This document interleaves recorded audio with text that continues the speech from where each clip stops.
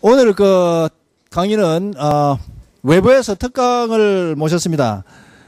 특강을 해주실 분은 김한태 국장님이신데요. 지금 현재 울산의 그 신문 여러분들 제일일보라고 많이 들으셨을 겁니다. 제일일보에서 편집국장을 맡고 계신 분인데요.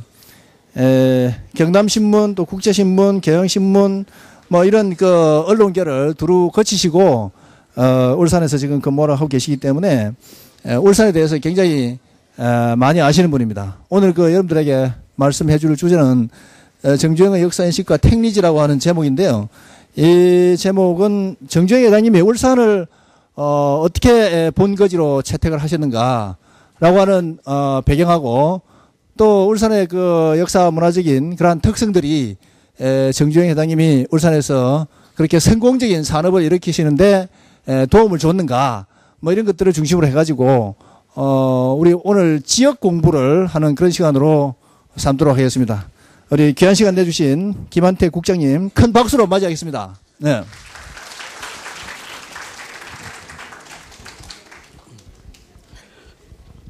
예, 저 소개받은 제일일보 편집국장 김한태입니다.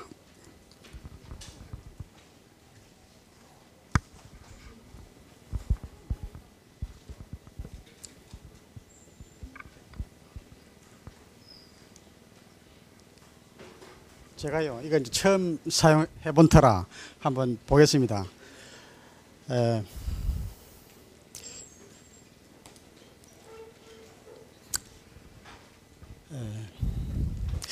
우선 제가 이 제목을 선택한 것은요, 역사인식과 택리지라고 했는데, 저는 이 역사를 정주영 회장께서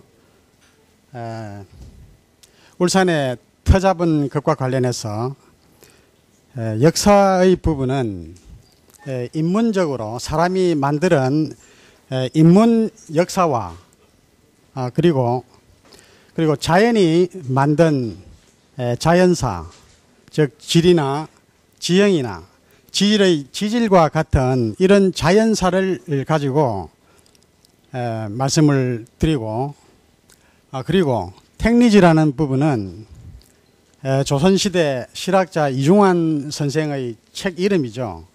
책 이름인데 저기 한자에 보면은 요거가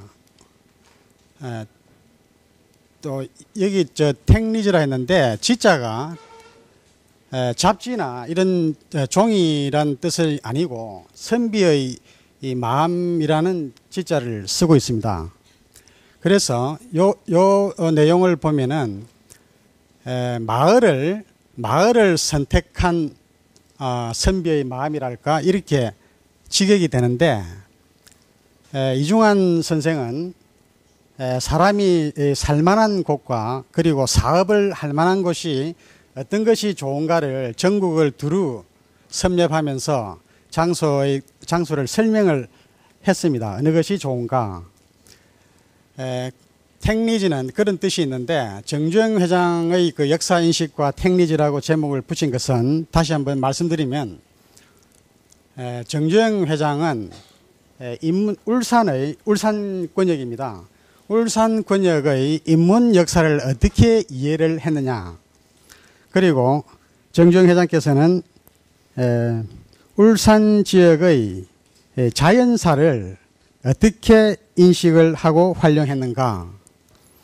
그래서 결국은 그 현대그룹의 산업의 장소를 선택한 그 뜻은 어떤 것이었는가. 이거를 살펴보려고 합니다.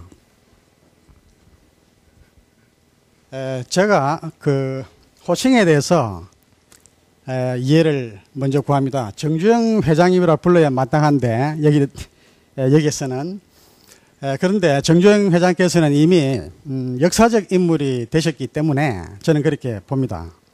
그래서 뭐 우리 역사적 인물을 부를 때 뭐 이수신이라고도 부르고 그냥 보통말로 부르기 때문에 제가 오늘 강의를 하는 과정에 정주영 회장님이라고도 제가 생전에 저는 본 적도 있으니까 정주영 회장님이라고도 부를 수도 있고 또는 뭐 정 회장이라고도 부르고 또는 그냥 학문적 그 보통 명사로 역사적 인물 부를 때 정주영 하듯이 이렇게도 부르겠습니다.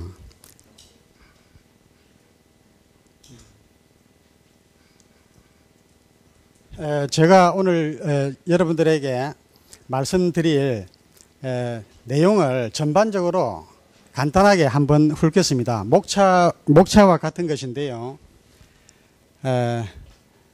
저는 이 부분은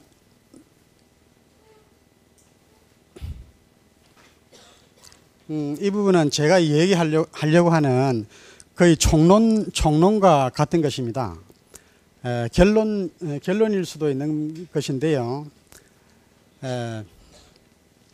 정주영 회장은 울산의 역사를 일깨웠고요. 또 새 역사를 만들었습니다. 그리고 또 그 후예들이 이 역사를 더욱 탄탄하고 크게 확충하고 있습니다. 두 번째는 현대그룹의 산업 입지는 인문 역사와 자연사와 깊은 관련이 있기에 오늘과 같은 대성이 있은 점을 제가 검토를 하려고 합니다. 그래서 결론적으로 저는 창조적 업적을 이루기 위해서는 역사와 자연사를 충분히 이해하고 깊이 이해하는 것이 지름길이다. 이 부분을 강조하려고 합니다. 이 결론을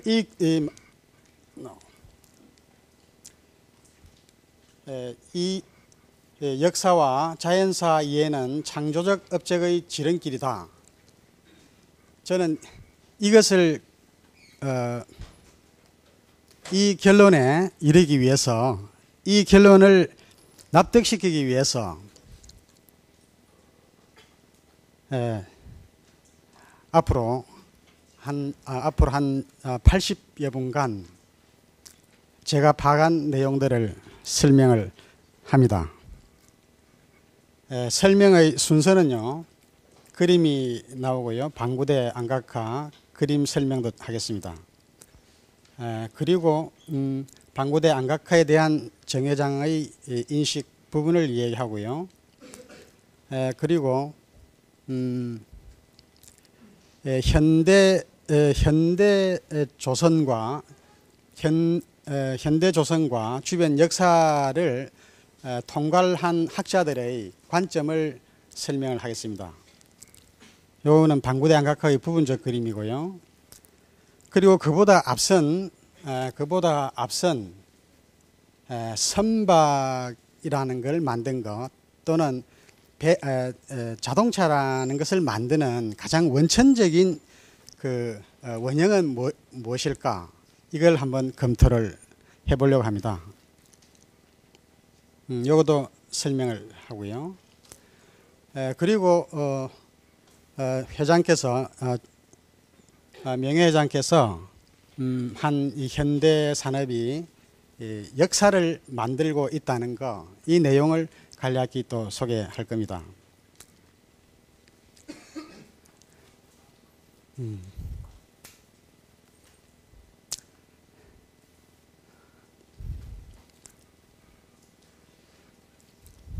그리고 현대중공업이 동구에 위치를 정한 그 기본 배경과 그리고 그로 인한 효과 부분들을 살피겠습니다.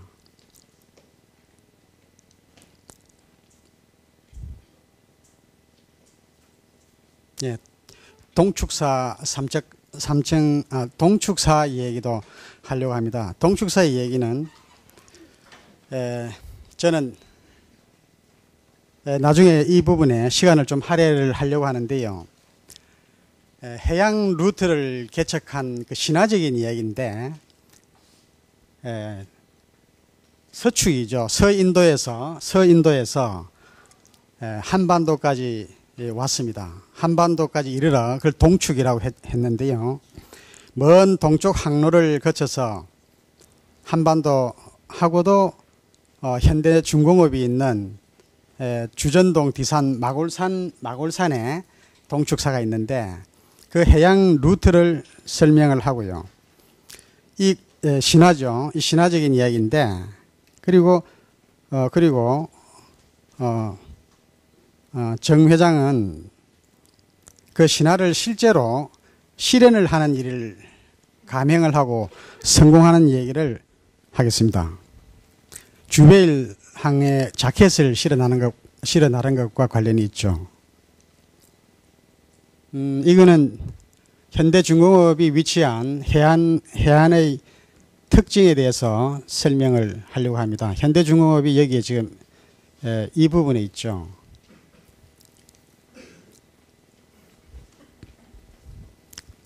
현대중공업 위치에 대한 또 부수적인 설명을 하겠습니다.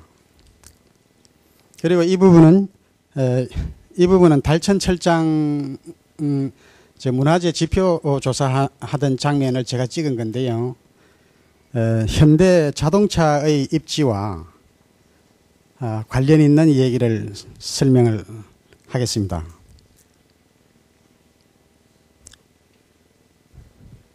이 부분은요, 현대 자동차가 있었던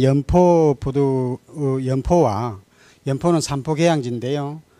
연포와 이 계변성 얘기를 좀 하려고 합니다.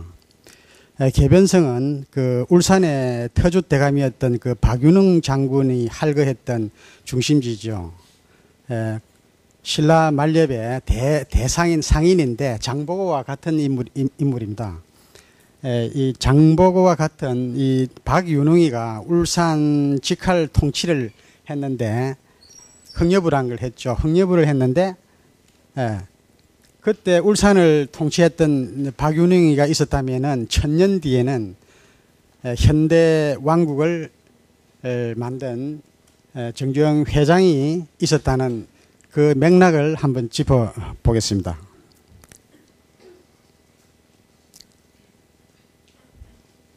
현대 자동차, 현대 중공업이 위치한 장면을 설명을 하고요.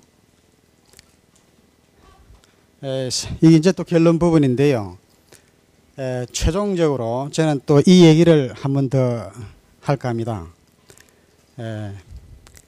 정 회장의 이 성공의 이 과정을 살펴보면은 역사와 자연사에 나타난 역사와 자연사를 이해하는 것이 창의적 발전의 발판이다. 이런 얘기를 하려고 합니다. 여기 원형이란 말이 하나 더 들어갔는데요. 원형이란 말이 하나 더 들어갔는데 이거는 나중에 설명을 하면서 왜 원형이 더 들어갔는지 시간이 되는 대로 설명을 해보겠습니다.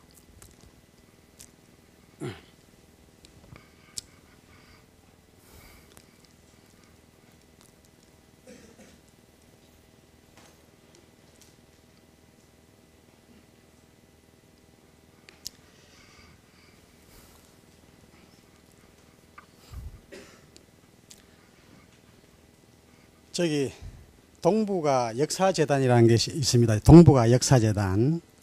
동북아 역사재단의 수석 연구원 중에 장석호 박사라는 분이 계신데 이분이 울산 대곡리에 있는 두 개의 국보가 있죠. 방구대 안각화와 천전리 안각화입니다. 천전리 각석이라 하는데 안각화죠. 바위 그림. 이 바위 그림을 실제 채록을 하고 울산 정황에 대단히 밝으신 분인데 이분 이렇게 이야기합니다. 모든 사건에는 역사적 인과성이 있다. 이렇게 얘기를 합니다. 그리고 에마누엘 아나티 박사라는 분이 2000년 8월에 울산에 왔습니다. 이탈리아 출신의 학자인데, 그분 이렇게 이야기를 합니다. 현대중공업은 방부대 안각화에 나타난 배 기술이기 때문에 그렇다. 이렇게 이야기하고요. 또 영국의 역시 문화인류학자인데요. 어네스트 타일러 박사의 이 얘기를 제가 여기 적어봤습니다. 저는 이 말에 깊이 공감하는 터입니다. 우리 생각, 의지, 그리고 행동까지 이 물결의 움직임이나 물결 움직임은 뭐 파상문이 여러분들 알죠? 물결 움직임. 물결 움직임은요, 나중에 어디까지 가느냐 하면은 비살무늬 형태로까지 발전하고요. 산성과 염기의 결합이라고 이렇게 표현을 합니다. 산성과 염기라는 건 DNA 그 나선 구조를 이야기하는 거죠. 나선 형태가 이렇게 꼬여 있는 게 말이죠. 꼬여 있는 그 나선 형태가 자연계에도 많이 나타나고, 자연계에 많이 나타나죠. 뭐 고동의 성장이나 성장하는 모든 곳은 이 나선형을 가지고 있죠. 우리 귓밥도 그런 나선형이죠. 그리고 동식물의 성장 패턴과 일치한다. 이렇게 설명을 합니다. 그래서 저는 그러면은 현대중공업의 그 선박산업이 이렇게 발전하게 된 데는 뭐 거기에도 나름의 그 원천이 있지 않겠는가 이렇게 살펴봤는데요.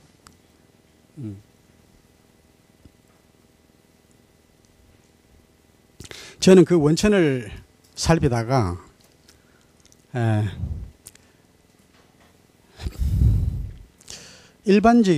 저는 일반적으로 그 가장 원천이 되는 그 원형이 뭔가를 요즘 최근에 공부를 제 스스로 좀 했습니다. 하다 보니까 이런 것들이 보입니다. 이게 낚시 바늘인데요. 이게 한 6,000년이나 7,000년 전에 선사인들이 쓰던 겁니다. 이게 보면요, 지금 낚시 바늘하고 변함이 없습니다. 이게 고유 모델이 말이죠. 고유 모델은 거의 비슷한 것 같아요. 여기 미늘이 있죠. 미늘이 있고요. 이렇게 휘임이 있고, 이렇게 몸체가 이렇게 있습니다. 요거는 고대의 그 낚시 바늘은요, 여기 돌을 깎아서 만들고요. 요 부분은 침 부분은 동물의 그 뼈를 갈았습니다. 그래서 묶어 가지고요 쓰는데, 이게 결합식 그 낚시를 합니다. 근데 이 낚시 바늘이라는 것이 7,000년 전이나 지금이나 그 원형은 변하지 않습니다. 제가 그래서 제가 원형을 조금 살펴보다가 최근에 울산에 옹기 엑스포가 있었잖아요. 그래서 옹기 엑스포에서 엑스포 하는데 그 옹기 원천이 뭐냐고 물으니까요, 잘 몰라요. 잘 모르더라고요. 그래서 그분들이 책자를 통해서 밝혀낸 것이, 그거는 말이지, 이거 비살무늬 톡이 이게 원천이다, 이렇게 나오더란 겁니다. 이게 국립 경주박물관장 하던 강호방 선생의 결론이기도 한데요. 이거랍니다. 이게 우리 그릇의 원형이다, 모든 옹기의 원형이다, 이렇게 이야기할 때 저는 그게 아니다고 했습니다. 그거는 한참 뒤에 나타난 것 같은데 그보다도 앞서 뭐 있을 거다, 뭔가 원형이 다른 게 있을 거다 해서 제가 조금 살펴봤더니 요게 나타나는 거죠. 이 로셀의 비너스락 하는 건데요. 요게 뿔 아닙니까? 이게 한 4만 년 전에 그 프랑스 동굴에서 발견된 조각품입니다. 그래서 이름을 로셀의 비너스라 했는데, 이 여성의 부분을 강조한 이런 그림들은요, 울산에도 있습니다. 발견됐습니다. 울산의 그 서생면 신암리 유적에서 발견됐는데 한 40년 전에 국립중앙박물관에서 발견했고요. 한 15년 전에 그 황성동 세족폐총에서도요, 이런 형태를 발견했는데 이런 걸 통틀어서 학술적으로 비너스상이라고 그럽니다. 이 비너스상은 이 인류의 문화의 이동 경로를 얘기를 해줍니다. 이게 발견된 프랑스에서 피레네를 거쳐가지고 바이칼을 거쳐가지고 한반도까지 내려왔는데 대한민국 딴 데서는 발견 안 됐는데 울산에서만 이게 2개가 발견돼 있습니다. 이야기가 조금 흘렀습니다만은 저는 이 용기의 그 원형은 이 뿔이라고 보고요. 이 뿔은 고대 사회에서 동물을 한 마리 잡았을 때 이 뿔을 이렇게 파서 사용하니까 물 떠먹기가 좋고요. 열매 담아 먹기가 좋았던 겁니다. 그래서 이게 소중하게 여겼죠. 그래서 이거는 아무나 못 가지고 모계 사회에서의 가장 우두머리인 여신이나 우두머리에게 헌정이 됐을 겁니다. 그러지 않으면은요, 이 그림을 그릴 때 뭐 때문에 이걸 그렸겠냐고요. 저는 그렇게 생각을 했죠. 아마 이건 신성한 것일 것이다. 그래서 그 뒤에 조금 더 살펴보니까 역사시대에 들어와서도요, 이게 삼국시대 때 나타난 우리 국내에서 발견된 건데 대부분 말이죠. 이 동물 위에 이렇게 뿔을 장식을 한 그림들을 조형물을 만듭니다. 뿔이 그만큼 소중했다는 거죠. 그래서요, 여기에서 아주 그 선사시대에서 역사시대에 요것도 선사시대 때의 작품이죠. 이 사람들은 뭔가 끝이 뾰족한 그 그릇에 대한, 용기에 대한 특별한 애정, 관심이 있더라는 걸 봤는데요. 제 친한 친구가 제가 이 얘기를 하니까, 야, 트로피도 그런 거 아니냐 그러더라고요. 트로피 같은 거 보면요, 가장 영예로운 자에게 주어지는 트로피의 경우는 그것도 용기죠. 대부분 밑에 또 뾰족하고요. 와인이나 또 샴페인 같은 거 담기에 좋은 용기를 그 최고의 우승자에게 주는 겁니다. 최고의 존재에게 이거를 주는 겁니다. 그래서 이것이 변천되고, 이렇게 변천됐다. 저는 그렇게 봤는데, 얼마 전에요, 저 드라마 보니까, 선덕여왕 보니까, 덕만공주 있잖아요. 덕만공주 집무실에 이게 나타납니다. 집무실 그 옆에 그 장식장에, 가로 활대를 놓고, 그 위에다가 긴 뿔을 얹어놨는데, 저게 웬 장식이냐?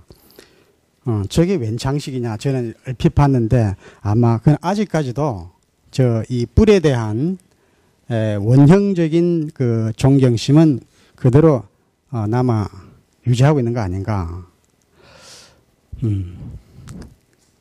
그렇게 봤습니다. 그렇다면 배도 말이죠. 배도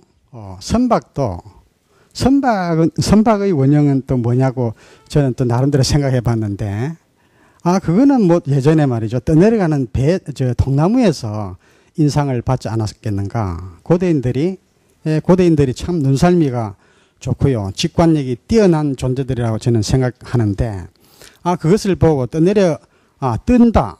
그리고 이동한다. 하는데 착안을 해서, 통나무를 파고 거기에 앉아보기도 하고, 이제 노젓는 선박으로 진행이 되어 왔을 것이다. 저는 그렇게 봤습니다.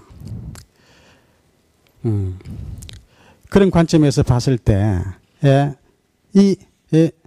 에마누엘 아나티 박사 이렇게 해야죠. 현대 중공업이 있기에는 방구대 안각화 백이술이 선행했다. 이렇게 봤습니다. 방구대 안각화에는 이게 방구대 안각화인데요.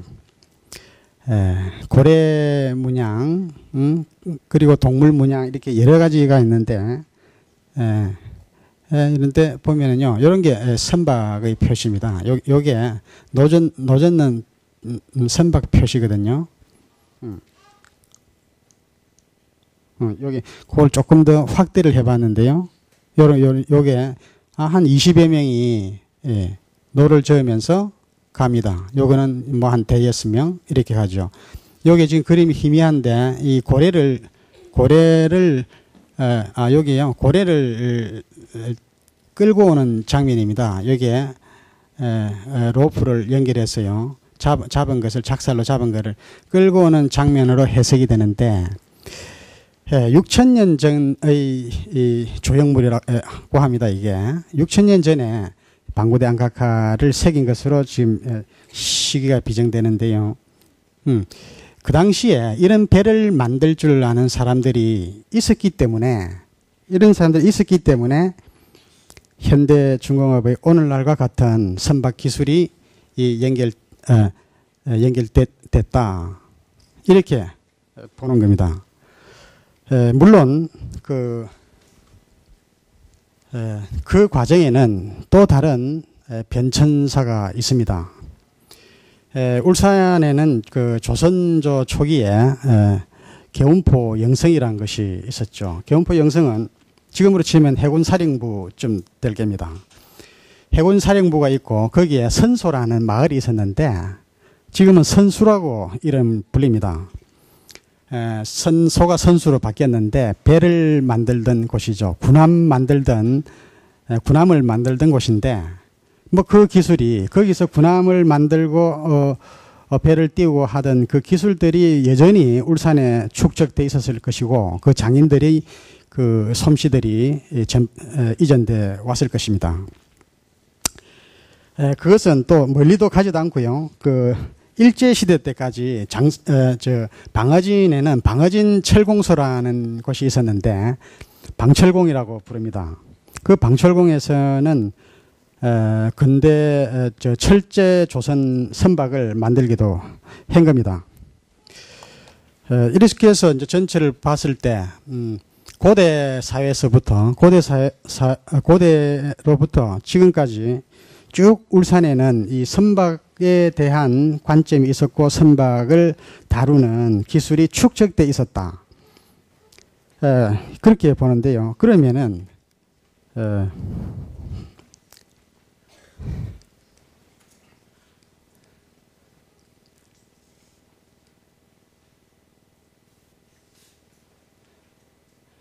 정회장은 그러한 역사적 맥락을 알고 그러면 울산에 조선소를 세웠겠느냐?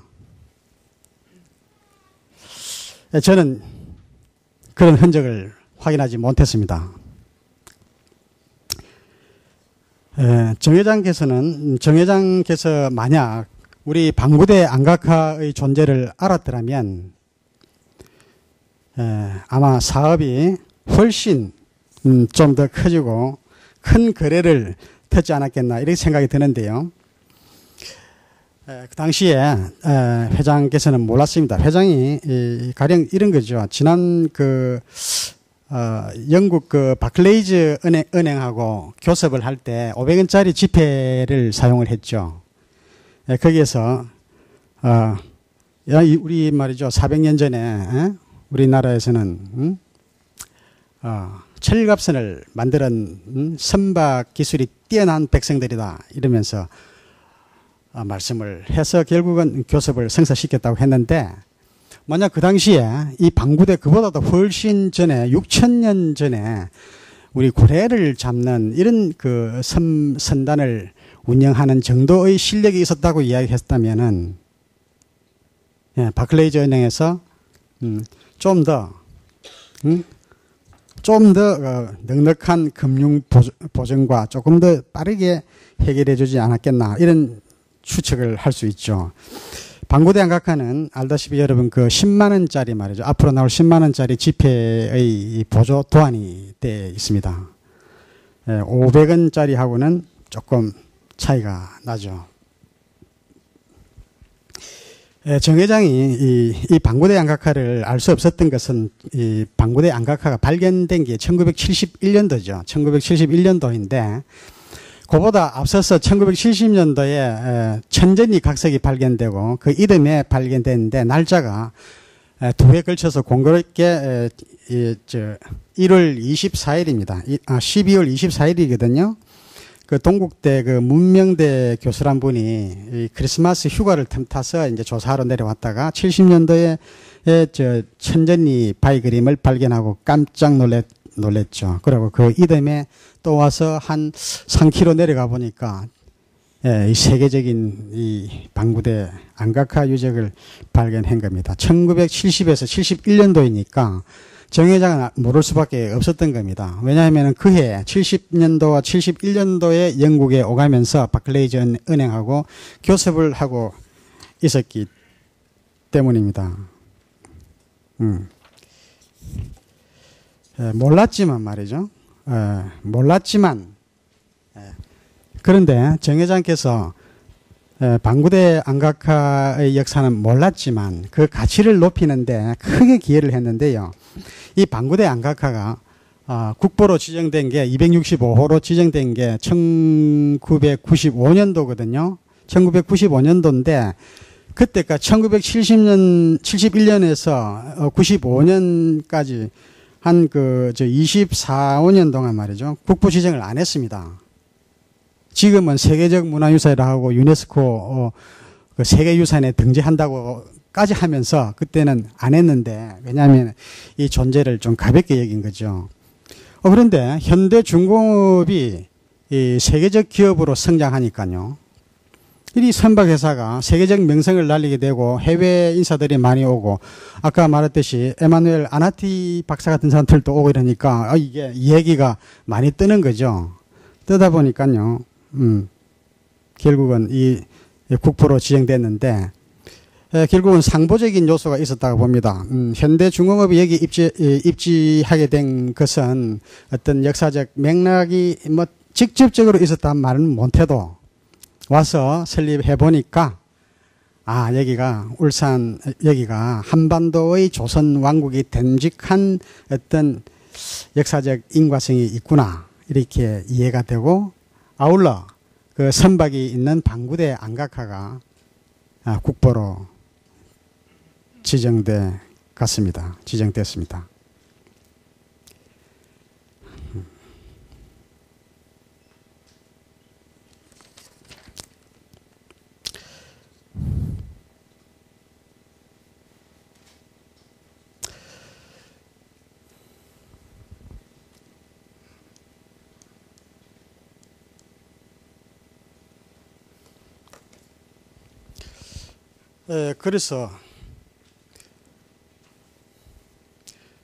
그래서 현대중공업이 지금 어떻게 돼 있는데 그 방구대 안각화의 역사적 맥락을 가지고 성장하기 시작한 현대중공업은 지금 어떻게 됐는데 지금 이렇게 돼 있죠. 세계적 역사를 서내려 가고 있는 것 같습니다. 가고 있습니다. 세계 조선사를 새로 쓰고 있죠. 뭐 육상 건조법이라든지 하는 신기술들을 개발하면서 신기술로 인해서 세계 조선사의 역사를 쓰고 있고 또 가장 단기간에 세계 최인류의 선박회사로 성장한 역사를 썼죠. 그리고 또 지난 한 10년 이래 10년 내내 세계 1위의 그 선박 제조회사로 군림하고 있죠. 어제 뉴스에 중국에서 선봉량 뭐 1위를 넘어섰다 그러는데 제가 보니까 조금 넘어선 것 같아요.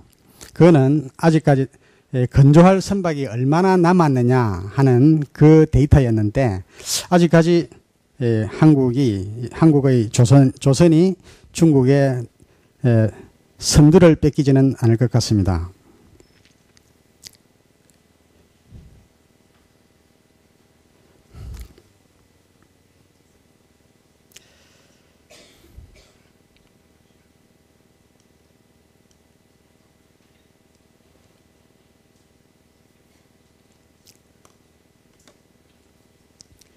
저는 저 역사적 맥락을 조금 살펴봤는데요.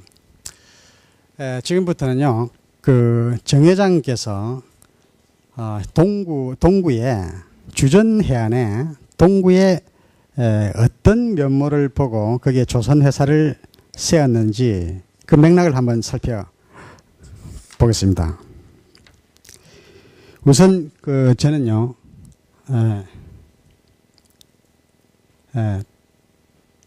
동축사 얘기를 좀 합니다. 동축사는 그 현대중공업 디산입니다. 디산에 마골산이라는 곳에 있는데 해발 한 200m, 250m 정도 되는 곳에 낮은 산 위에 있는데 이 동축사는 신화이죠. 신화인데 인도에서 아유광이라는 왕이, 인도 아유광이 아소카 왕이라고 하죠. 인도 아유광이 전륜대왕이라 불리는 그 아소카 왕이, 우리가 아무리 그 좋은 그 불상을 만들려 해도 우리 실력으로는 안 되는데 이거 어디 다른데 가서 한번 만들도록 해보라면서 배에다가 황동 뭐 57,000건 하고 황금 3만 이렇게 해서 실어가지고 보내는 겁니다. 보내가지고 도착했는 곳이 주전 앞바다인데 역사서에는 이렇게 적혀 있습니다. 동축사는 삼국유사와 황룡사 장육조에 의하면 인도의 아유왕이 인연 있는 국토에서 장육존불 6장 크기의 불상이 이루어지기를 기원하여 황철 57,000건, 황금 3만 건을 배에 실어 띄어 함께 보냈다. 근데 이 배가 사포에 도착했다. 진흥왕 34년에 아닙니다. 사포에 도착했다. 이렇게 되어 있습니다. 사포라는 것이요. 지금 주전동 그 일산 바다 아니면은 연포 해안 쪽으로 이렇게 얘기하는 분들도 있는데, 어떻든 거기 도착한 배를 살펴보니까 서찰이 있었는데, 이거를 신라 왕실에 가져갔답니다. 신라 왕실에 가져갔는데, 그때 신라 왕실에서는 진흥왕 때랍니다. 이 사찰이 진흥왕 때에 건립이 됐는데, 진흥왕 34년이라고 하면요, 저 기록에는 제가 지금 올라가 봤습니다. 일부러 하기 때문에 가봤더니 서기 573년이라고 적혀 있었는데, 서기 573년 같으면은 불교가 공인되고 난 지 불과 얼마 안 됐죠. 100년도 채 안 된 때 지어진 절이기 때문에 저 절은 굉장히 오래된 절이죠. 굉장히 오래된 절인데, 아까 제가 서두에 말씀드렸습니다마는 신화적인 이야기인데, 아니 어떻게 그 당시에 말이죠. 아소카 왕은 사실은 기원전 2세기경의 인물이고요. 이 절이 지어지고 이 신화가 발생한 것은 서기 600년경인데, 서기 600년경에 어떻거나 인도에서 여기까지 그 많은 물자를 싣고 배가 올 수 있었겠느냐, 그 의심하기가 십상인데, 신화니까 그렇게 했다라고 하겠죠. 근데 신화라는 것도 따져보면 실제 있었던 일의 각색이죠. 전혀 터무니없는 이야기가 아니고 실제 있었던 이야기가 이렇게 세월이 지나면서 조금씩 바뀌어 온 거죠. 예, 그거는요, 고대 떠내려가는 나무 토막이 오늘날 이 거대한 철선으로 이렇게 전이된 거와 뭐 비슷하다고 할까요? 그런데 그 신화적인 이야기지만은 실제 여기 이렇게 석탑도 있고요. 역사서에 기록이 됩니다. 그 당시에 일년 스님이 쓴 거잖아요. 스님이 이 역사서를 쓸 때 이 짧은 책에다가 그 방대한 역사서를 쓰려고 할 때는 그렇게 시시한 이야기는 안 적는 거죠. 정말 중요한 얘기를 적는데 아주 간략하게 그것도 아주 간략하게 적을 수밖에 없는데 저 부분은 조금 길게 적었어요. 일년 스님이 살펴보기에 이 얘기는 뭐 황당무계하기도 하지만 그러나 뭔가 의미가 있다. 이렇게 보고 이 역사서에 적은 겁니다. 저게 만약 만약 그 정회장의 어떤 감행이 없었으면은 저거는 뭐 신화다 이렇게 이야기하기가 십상인데 정회장은 이 신화 같은 얘기를 역으로 성취를 했잖아요. 실행을 했지 않습니까? 알다시피 그 주베일 항 그 건설 공사와 관련이 있는데 그 당시 세계 최고의 건설 공사인데 현대가 따냈죠. 따냈는데 거기에 쓰이는 그 거대한 그 철 구조물을 거기서 만들 줄 알았는데 정회장은 여기서 울산에서 만들어 가서 거기에 실어서 글로 내보내자고 했습니다. 전부 다 그거는 불가능한 일이다 이렇게 했죠. 실제로 하려고 했을 때 세계 해양 토목학자 또는 그 수송 관련 학자들은 미친 짓이라고 했죠. 그러나 성공했습니다. 여러 차례 저는 정확한 숫자는 모르겠는데 한 10차례 정도 했는데 딱 한 번 실패했다고 합니다. 말레이시아 말라카 해협입니까? 글로 지나다가 폭풍을 만나가지고 했는데 배 가라앉지는 안 했답니다. 길이 100m 뭐 150m 되고 높이가 뭐 80m씩 되는 이 거대한 이 철구조물 이 자켓을 바지선에 실어가지고 태평양, 인도양 거쳐서 사우디아라비아까지 갔는데 우리는 그냥 일반적으로 이래야죠. 야, 그거 주베일 항의 신화 이라죠. 신화라 하죠. 근데 실행했단 말이에요. 서인도에서 여기까지 오는 일을 어떤 사람은 했는데 그로부터 한 1500년 뒤에 정주영이라는 인물이 실행을 합디다. 그러고 성공을 했습니다.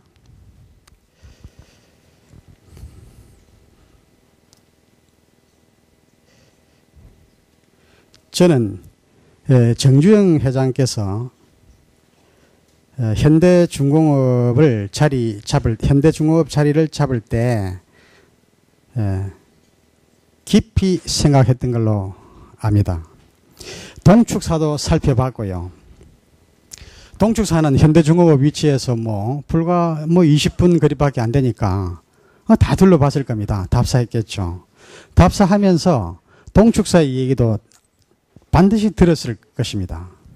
저 신화와 같은 얘기도 들었을 겁니다.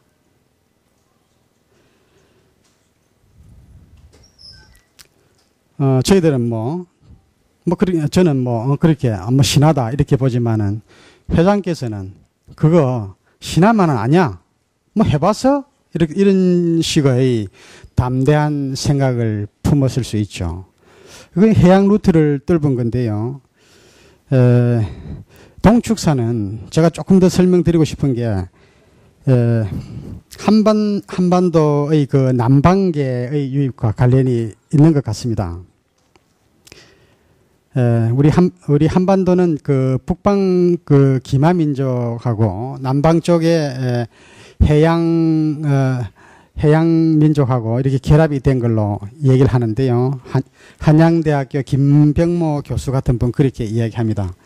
이 남방계의 특징은 뭐 살이라든지 살과 같은 그 벼 작물을 재배하는 그 품성을 그런 일을 하는 반면에 또 해양을 개척하는 그 해양 루트를 개척하는 이런 또 정신이 또 강했던 성품이 있었는가 봅니다. 그래서 그런 성품들이 있는 사람들이 한반도에 몰려가 살았는데 그 대표적인 증자가 동축사 신화라고 생각합니다. 그 해양 개척이라는 것이요. 결국은 그 해양 개척 마인드가 정 회장님의 그 해양 개척 마인드하고 상통했을 것입니다. 저는 정 회장께서 여러분 이렇게 생각할 수도 있겠죠. 정 회장이 뭐 동축사 같은 사찰의 연기설하니 이런 걸 뭘 신경 썼겠느냐. 뭐 주변 그런 세상까지 신경 썼겠느냐고 하실 수도 있는데 제가 정 회장의 그 일대기를 훑어보니까 결코 아주 사소한 것도 놓치지 않으려고 했던 것이 했다. 이런 생각이 들었습니다. 그게요. 왜 그랬냐 하니까요. 왜 그러냐 하기 전에 정 회장은 어떻게까지 신경을 쓰느냐 하면은 어떤 공장 틀을 짓거나 어떤 사업을 하려고 할 때는 그쪽 지세, 지형, 지질 뭐 이런 거는 기본이고요. 그 주변에 뭐 문화재가 뭐가 있느냐, 그리고 그쪽에 있는 저 주민들의 성향이 어떠냐, 그리고 그거를 다스리는 공무원들의 품성들은 어떤가, 이것까지도 세세하게 살폈던 것 같습니다. 이 부분은요, 제가 맨 처음에 말씀드렸던 부분인데, 인문 역사와 자연사와, 이런 것을 충분히 안다는 것은 사업을 어떤 창조적인 일을 하는데 성공 지름길이라고 말씀드렸습니다. 그 부분이 이렇게, 정 회장은 어떻게 했느냐 하면 이렇게 나타납니다. 1955년도에 한국 동란 직후에 경북 고령교라는 그 다리를 가설한 유명한 일화 아실 겁니다. 정 회장께서는 그때 하도 뛰어가지고 우리말로 말이죠. 큰 고통을 받아서 나중에 꿈에도 나타나더란 겁니다. 꿈속에서 내 호주머니에 돈이 한 푼도 없어서 쩔쩔매는 그런 국면을 꿈속에서 만났는데 그게 다 그 고령교 때문에 그렇다고 했습니다. 그 고령교 때 어떤 일이 있었느냐 하면요. 공사비를 뭐 얼마 받았더라. 6,500만 환을 그때 5,400만 환을 받았는데 나중에 빚을 6,500만 원 졌다고 합니다. 그 이유가 말이죠. 큰 손실을 본 이유가 그 강바닥의 수심이라든지 그쪽의 기후라든지 뭐 이런 것들을 제대로 안 살폈기 때문이라고 나중에 판정을 했답니다. 자기 스스로. 아마 뼈저리게 느낀 거죠. 그런 기본적인 것을 안 하고 사업에 달려들었으니 이렇게 큰 손실을 보지 이랬는데 엄청난 손실을 보고 꿈에 나타날 정도의 고통을 겪은 그 공사 이래로 회장께서는 모든 것 살펴라. 무슨 일을 하든지 모든 것을 살펴라. 지형, 지세, 지질, 역사, 그리고 공무원 성향. 만약 이런 것까지 정말 어떤 사업을 할 때 이렇게까지 꼼꼼하게 파악한다면은 대체로 실수가 없을 겁니다. 실수가 없을 정도가 아니라 성공할 수 있는 단단한 바탕을 잡는다고 생각하는데요.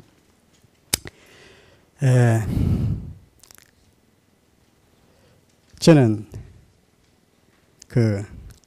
어떤 환경을요, 생각을 할 때 주변 환경을 제가 살 집을 만약 갖춘다고 했을 때 생각을 할 텐데 그냥 보통 생각해서 되는 게 아니고요. 깊이 생각해야 되고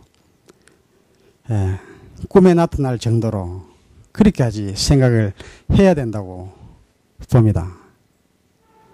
또 그 정도만 또 아니고 그림으로 그 정황을 깊이 생각을 하면은 대체로 성취에 이를 것이다. 이렇게 봅니다. 생각하고 또 깊이 생각하고 그것도 안 되고요. 회화적으로 그림으로 생각하고 꿈에 나타날 정도로 생각을 하면은 뭔가 답이 나온다. 저는 그렇게 봅니다.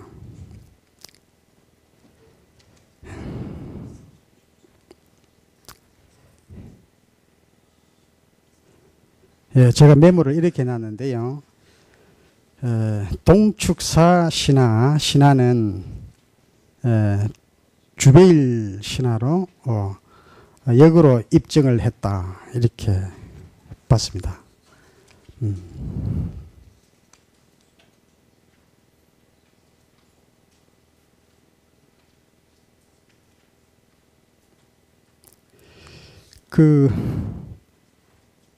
거기 동축사 기석에요. 작은 에피소드인데, 동축사 기석에는 정주영 회장의 여동생 남편이죠. 매제인 김영주 어른이 거기에 살고 계십니다. 한 40년 넘게 살고 계신데, 올게 작년에 미수연을 했다고 합니다. 88세. 미수연을 한 분이 거기 계십니다. 서울도 안 가고요. 그분은 호남이 고향인데 거기 안 가고 딱 이 동축사 기석 밑에 거기서 머물고 계십니다. 저는 왜 그런지 모릅니다. 저는 이번 이 강의를 위해서 실제 그 어른을 한번 인터뷰를 해서 이 동축사와 현대중공업이 어떤 관련이 있습니까? 정 회장께서 동축사에 있는 이 해양 루트 개발, 해양 루트를 탐색하는 이 신화에 대해서 이해를 하셨는지를 한번 여쭤보려고 했는데 그럴 기회는 갖지 못했습니다.